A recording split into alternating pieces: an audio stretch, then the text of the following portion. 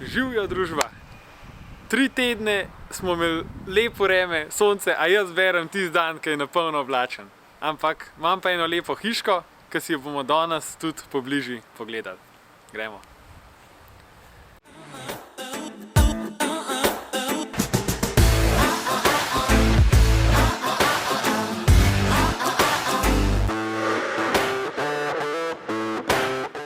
Glaven izziv na tej lokaciji je bil, kako hiško stilsko približati stanovanjski hiši, zato ker imamo pač že vnaprej določeno barvo fasade, imamo naprej določeno barvo pločevinastih zaključkov, detajlov in tako naprej. In hkrati imamo relativno majhen vrt, na katerega je treba vse lepo estetsko umestiti.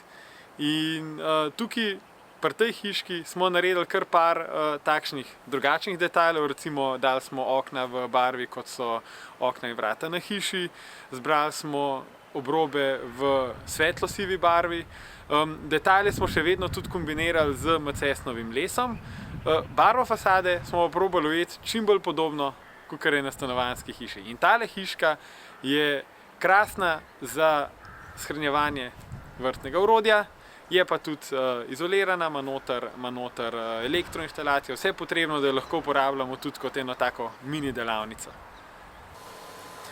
Hiške s fasado iz ometa postajajo zmeraj bolj popularne in to glih zaradi tega, ker jih lahko najbolj natančno približamo arhitekturi stanovanjske hiše, sploh če sta ena tik ob drugi. Ali pa recimo velikokrat pride upoštev tudi v primeru, da stanovanjska hiša sploh nima nič lesa in les avtomatsko ne paše zraven, in v tem primeru tudi lahko pomislimo na klasičen omet, ki je še vedno, kot kaže, zelo, zelo in. Ko se pomikamo proti vhodu hiške, gremo še mimo tega majhnega prostorčka, kjer so zložena drva.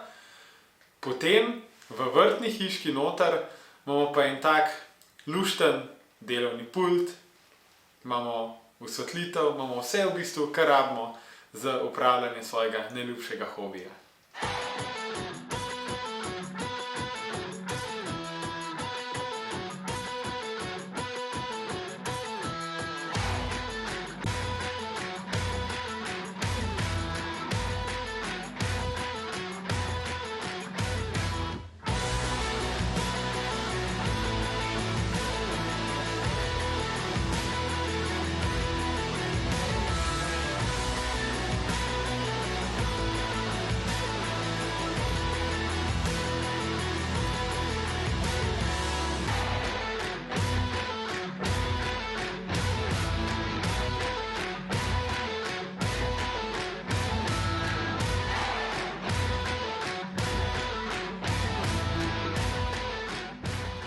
Evo, iz moje strani je za danes to.